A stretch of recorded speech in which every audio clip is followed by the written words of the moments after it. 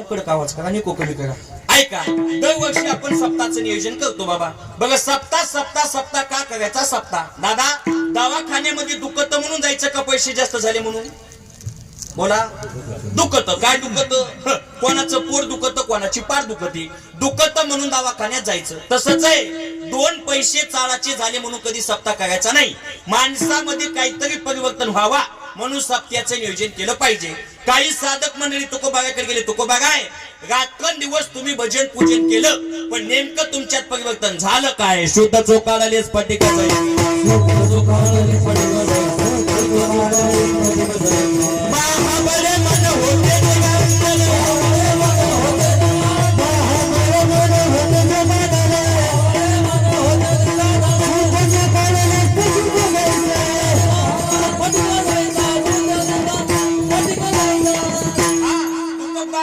आमचं मन गंजलेलं होतं. महाबळे मन होते जे गांधले, शुद्ध चोकाळले स्फटिका जैसे. आमचं मन गंजलेलं होतं, पण आज शुद्ध झालं. कशानं? जीवे गोडतीनं अक्षराचा घासा अमृत जयासा.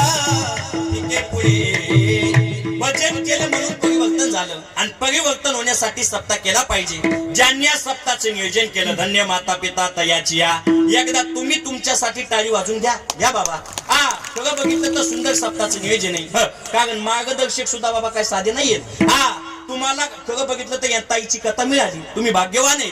आमच्या इकडे कथा घ्यायचं म्हणलं की आम्हाला काय मापावं लागतं बाबा? निस्ते पैसा.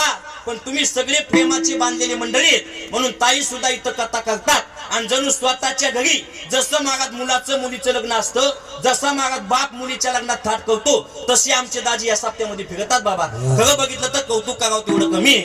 गोड सप्ताहाचं नियोजन आहे. आपण दरवर्षी करतो बाबा सप्ताह करणारा मुलगा जन्माला आला पाहिजे. आता खरं सांगा, मुलं बाळ भरपूर असले पाहिजे का एकच असला पाहिजे? बोला बोला. काय दुखायले का? जगा बोलत चला. किती पाहिजे? एकच मुलगा असावा बाबा, एकच. पुत्र व्हावा ईसा गुंडा आणि त्याचा दिनलोकी झेंडा. आता तसं राहिलं नाही. पुत्र व्हावा ईसा गुंडा आणि बाप दिसला की घालतो धोंडा. अशी मुलं बाळ होता कामा नाही. कबीरदास महाराज म्हणतात, देवा आम्हाला सुद्धा संतती पाहिजे, पण एकच पाहिजे, पण ती चांगली पाहिजे. आणि ती जर वाईट निघली, देवा तुमची नामची गाठ आहे. खबर लेना मेरी नहीं तो होगी तेरी, खबर लेना मेरी नहीं तो होगी तेरी मेरी.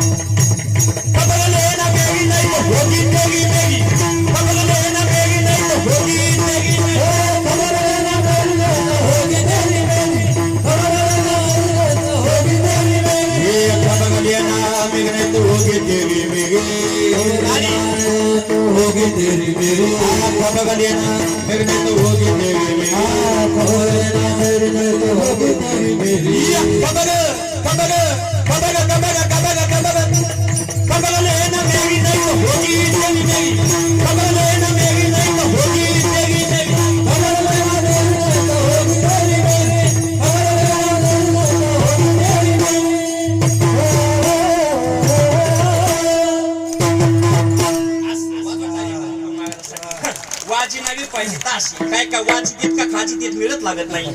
इथं आल्याच्या नंतर कीर्तनकारानं, गायकानं, वादकानं असं काम केलं पाहिजे. इथं खाल्लेलं इथं जिरलं पाहिजे.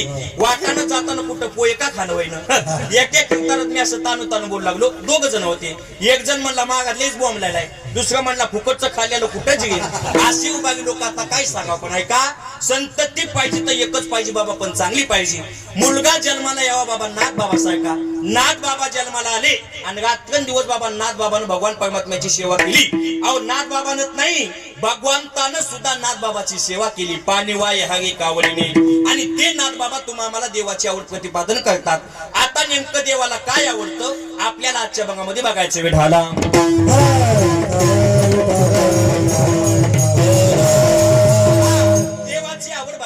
देवाची आवड बघायची अगोदर आपल्याला दोन आवडी बघायच्या. पहिली आवड बघायची जीवाची, आणि दुसरी आवड बघायची संताची, आणि तिसरी आवड बघायची आपल्याला देवाची. आता पहिली आवड जीवाची. नेमकं जीवाला काय आवडतं? तुकोबा म्हणतात, संसारिक माणसाला वाटतंय एकतरी मुलबाळ असावा, घरामध्ये गावाच्या थैल्याची तपी असावा आणि कपाटामध्ये 500च्या नोटीचे बनला असावा. वाढावे संतान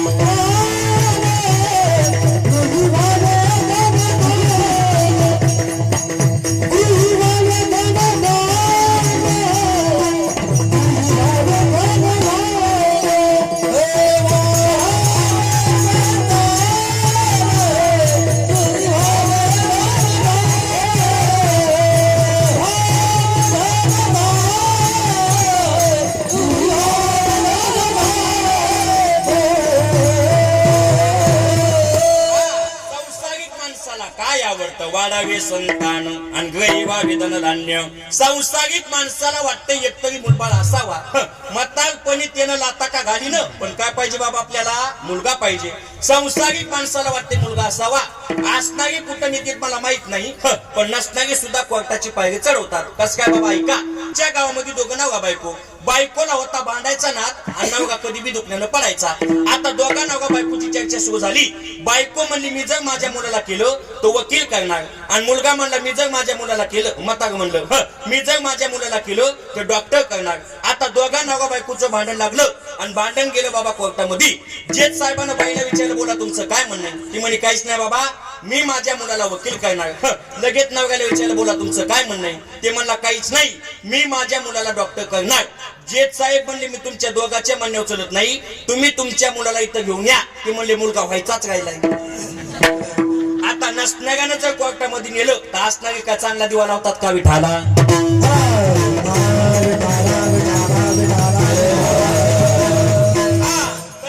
संसारिक माणसाला वाढावे संतान आणि गरीब व्हावे धनधान्य. संसारिक माणसाला वाटतं पैसा असावा आणि संसारिक माणसाला काय वाटतंय घालायला कडक कपडे आणि खायला चांगलं. ह्याची कधी हवं संसारी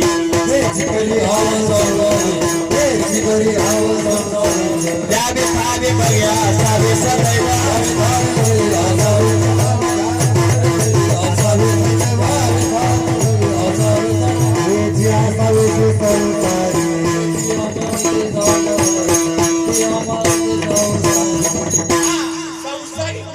काय आवडतं ल्यावे खावे बघे असावे सदैव आणि हे चिक घ्यावं संसारिक. संसारिक माणसाला वाटते घालायला कडक कपडे असावा आणि खायला चांगला असावा विठाल.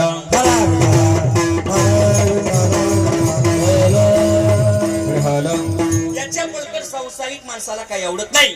तुकोबारा म्हणतात संसारिक माणसाची आवड कधी बदलन काही सांगता येत नाही. लहानपणी वेगळं आवडतं म्हातारपणी वेगळं आवडतं आणि तरुणपणी वेगळं आवडतं. आता लहानपणी मुलाची आवड वेगळी. आता भैया तुला सध्याच्या काळामध्ये सगळ्यात जास्त कोण आवडतं. कोण कोण मम्मी आणि एकदा टाळी वाजव त्याच्यासाठी. ते म्हणला मम्मी पप्पा आवडते. काही काय जण म्हणतात मम्मीच आवडते पप्पानं काय केलं काय माहित बाबा. तुला माहिती का तुला मम्मी पप्पा आवडते कधीपर्यंत लग्न होतं म्हणायले नाही मरूस तर म्हणायले. ते लहानपणी मुलाला आई आवडते. एकदा लग्न झालं पगया गांडीने नासी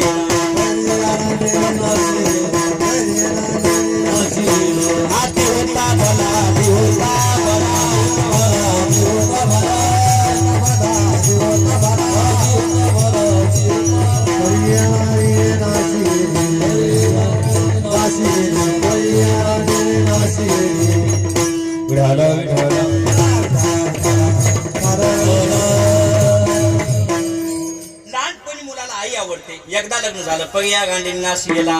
लहानपणी मुलाला आई कधीपर्यंत बाबा विठ्ठल.